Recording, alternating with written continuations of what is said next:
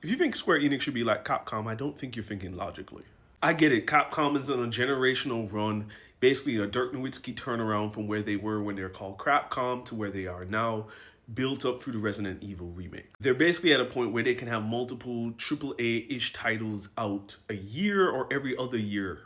But I think you're ignoring what Resident Evil is and what the Square Enix equivalent could be. Resident Evil is a 15 to 20 hour video game that is not open world. Inherently, horror is a smaller scope. It allows them to rein in ways that you don't typically like for JRPGs. So when I hear people just be like Capcom, I'm like, y'all to realize that these things are not the same. I understand if you're going to bring up Falcom in this conversation because of how Trails is.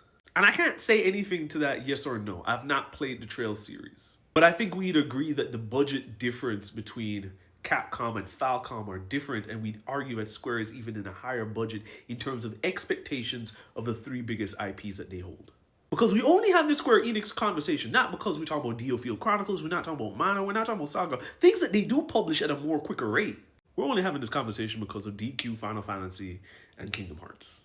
And I would want them more on a quicker cadence, and they've done some restructuring to highlight that they may get to a quicker cadence, and Final Fantasy VII Remake series highlights that they've come to a good conclusion, which is iterating on a gameplay style could get them out in a title every 3 years. I just think when you're comparing this to Capcom specifically, you're being facetious.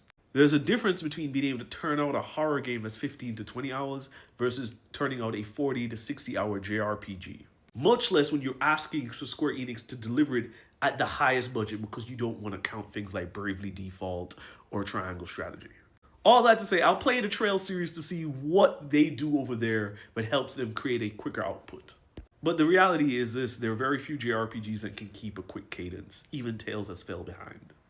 But that's what you ask for when you're asking for a long RPGs, period.